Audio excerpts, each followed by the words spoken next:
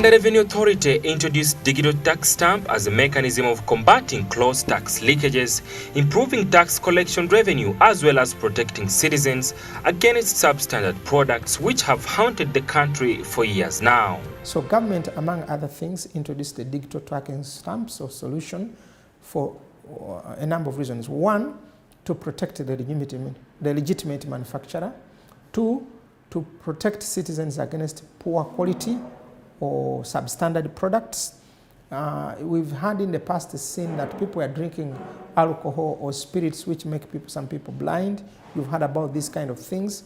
And then three, when you have the digital tracking solution, one important thing in business is your cash flow. URA at some point will need to give you a refund. But if your documentation and our documentation and the records and accounts are not tying up very well, we take a much long time to decide to give you your refund, and that affects your cash flow.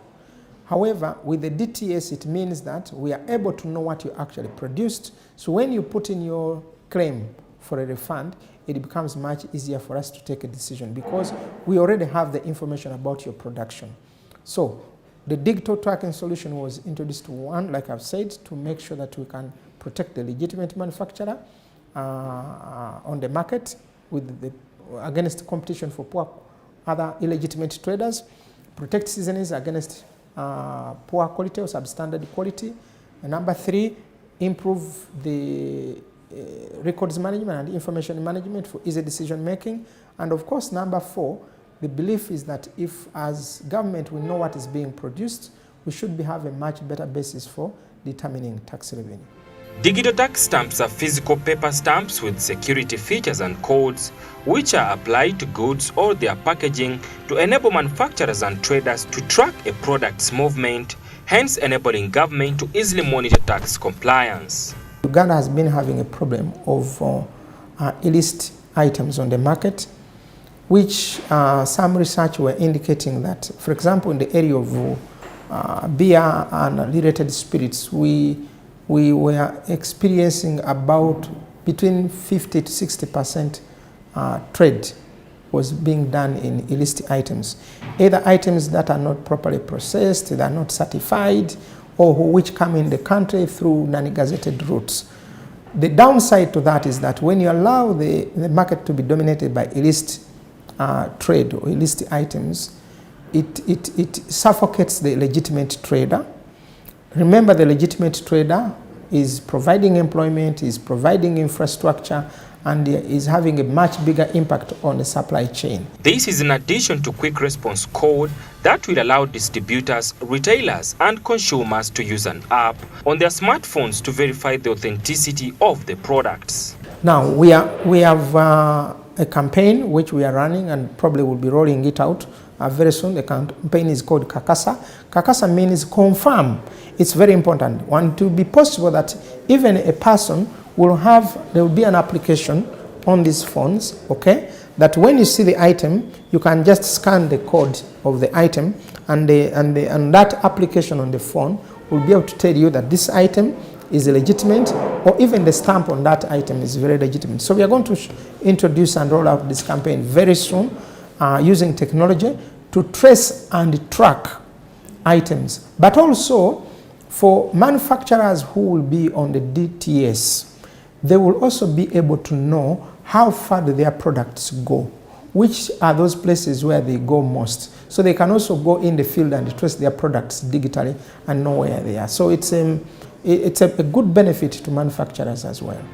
The new stamp solution is part of the Tax Perfect scheme to combat illicit trade and managing compliance of some multinational companies that exploit gaps in the tax collection architecture, of which URA says it will be a joint cooperation between the body and Uganda National Bureau of Standards. How do we intend to do this? To succeed in this is to also work with the supply chain, operators along the supply chain, the stockists, the people who sell the beers and the sodas. Those people are very important in making sure they understand that at a certain time when we are going to introduce the enforcement, if we find somebody who has stocked items which have no stamps, we'll confiscate them. So We expect that the public will equally cooperate and make sure they do not buy water, soda, beer, spirits, wines, and whatever which has no URA stamp. Uganda Revenue Authority targets products such as wine, soda, drinking water, among others. We have introduced the digital tracking solution on a selected number of items. We have introduced them on the soft drinks, the sodas, the juices. If you've cared to know, the sodas and the juices now have a stamp on the top of the bottle. On the spirits, there is a stamp which is put on there. On the beers, there is a stamp. On the wines, there is a stamp on there. On cigarettes, for many years for more than 10 years, we've had stamps on cigarettes. This year, we are going to add on other excisable items like a cement and sugar.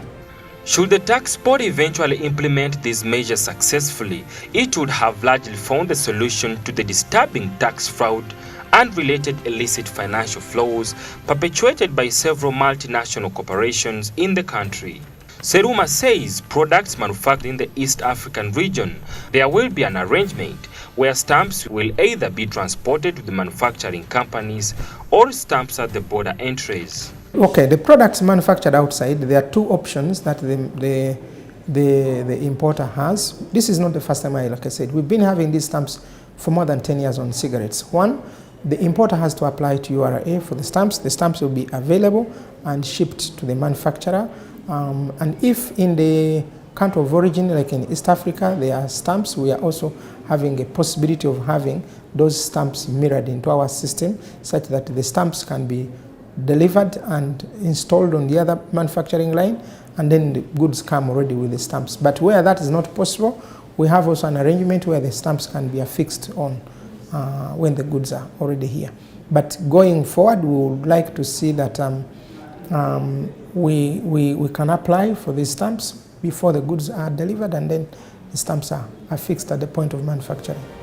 Previously, the cost of manual stamps on cigarettes has been 5 shillings, but now the digital stamping will cost 80 Uganda shillings, while beverages like soda, juice, wine, among others, the tax will accumulate to 300%, making price of these products to go high in the near future. Let the little tax also remain to be able to provide services for Ugandan citizens. The small money so I think some start 35, 50, there are different amounts for different. I believe one of the things you would like to see is for example, the amounts of money I'm talking about, I think it's only for either wine or something where the cost per bottle or liter is above 100 shillings. The amounts are very small, ideally. As far as we are concerned, we have had a number of engagements and discussions with the different stakeholders. By the way, when we are going to implement a specific initiative, we identify the key stakeholders and therefore undertake stakeholder engagement. We have been in discussions for the implementation of DTS for more than a year.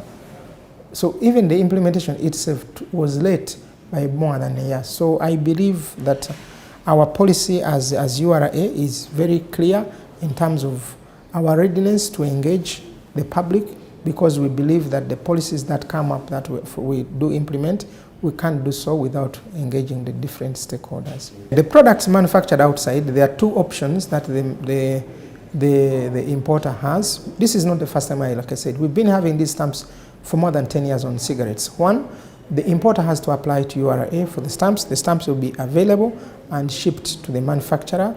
And if in the country of origin, like in East Africa, there are stamps, we are also having a possibility of having those stamps mirrored into our system such that the stamps can be delivered and installed on the other manufacturing line, and then the goods come already with the stamps. But where that is not possible, we have also an arrangement where the stamps can be affixed on when the goods are already here. Simon Kaheru, the board member of Uganda Manufacturers Association and the communications head at Coca-Cola Beverages Uganda, says they are not opposed to the tax but are worried about the system cost implication, which will require them to incur unreasonable costs. What we've told the government is this is an administrative cost of the Uganda Revenue Authority, and therefore the Uganda Revenue Authority should have it in their budget and cover it in that budget, allowing us to continue paying taxes. That is our role. Produce, pay salaries by employing all these people, create an ecosystem that allows the economy to thrive by way of, retail outlets that sell our sodas and water, and then contribute taxes to the government. So if there are some players out there who are not doing that, and the government needs to pay for tax stamps to confirm that everybody is paying taxes, that's great, so long as it's a government that's paying that cost. The confusion arose because in the beginning of this process, the government wanted manufacturers to pay for the tax stamps. And luckily, we got to a resolution point where the government agreed to pay, but only for the first year of operation. So we are now in discussions over how to continue after that first year. If the government has achieved the gains in excise duty collections from the money paid, then they should continue paying the supplier so that revenue collections go up. But if those revenue collections haven't been achieved or there's not been an increment, maybe the government may rethink their strategy. However, if we are still paying the taxes that we were paying before, then well and good, we haven't dropped. If we increase, and it's clear why we've increased, even better. Because at the end of the day, we're a citizen of this country, corporate citizen of this country. He also notes that key concerns now are that the new system slows down the bottling process, that's reducing production. Kaheru advised the government and said that it ought to enforce the process for it to be a success. Yes, we are stamping all our products right now, and we are doing so at the cost of the government, like I said. There are some technical issues with it, but we hope they'll be resolved. Sometimes it interferes with our production, which is very sad because we lose revenue, but so does the government. But we've told them to please sort this out so that we can continue without a problem. It's very, very sad, but we've asked the government to deal with that. We actually have a meeting with URA tomorrow to discuss that, because sometimes you lose hours of production, which means you're still suffering the same costs of staff, shifts are being called onto duty, there are other logistical costs that you cannot get rid of, overheads, and all that affects our ability to pay taxes and profitability. And if a shareholder finds that you're not profitable, they're not going to invest more. The question now is, should the government fail to collect the targeted revenue for this financial year?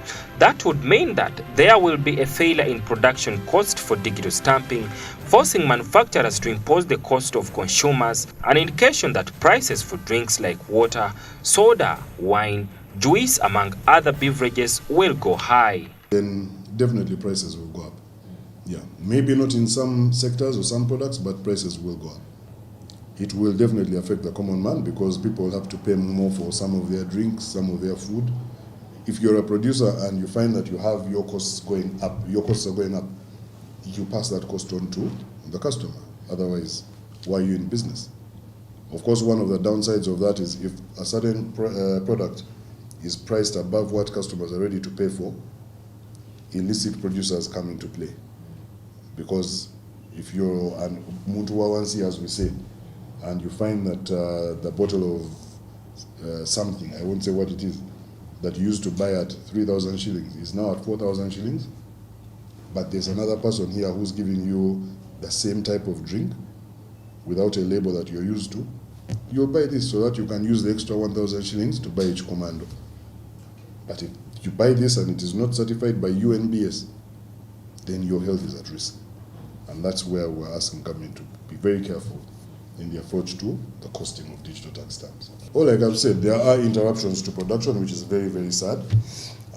But we've asked the government to deal with that. We actually have a meeting with URA tomorrow to discuss that, because sometimes you lose hours of production, which means you're still suffering the same costs of staff, shifts are being called onto duty, there are other logistical costs that you cannot get rid of, overheads, and all that affects our ability to pay taxes and profitability. And if a shareholder finds that you're not profitable, they're not going to invest more.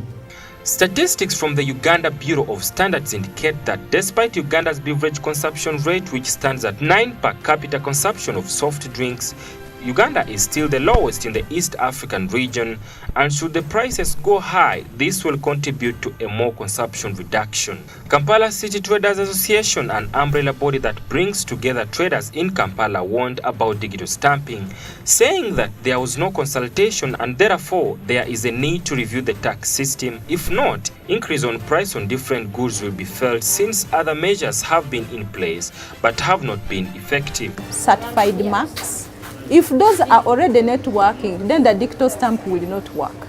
I think there are other measures that the URA needed to use. Right now, we don't think digital stamp is going to address the problem they are talking about. I don't think it will solve. If the UNSB certification marks have not solved, then the digital stamp will not. I think they should focus more on the roots and how counterfeit drugs come in than focusing on increasing the cost of the genuine products. I conclude by saying that we should all be vigilant in the prevention of this coronavirus. It kills. However much World Health Organization has shown that there is a high recovery rate in well-managed patients. For us, Uganda, I don't think we fully have a capacity to handle very many patients that are infected with this outbreak. I urge all Ugandans to wash hands as many times as possible, to own hand sanitizers that they can use every now and then, to make sure they are not involved in contact, like greeting, shaking hands, etc. Let them at least wave at each other, and then when somebody coughs, try to not capture. Currently, the government charges 12% excise duty on beverages, which according to manufacturers is repressive and inhibiting growth of the industry.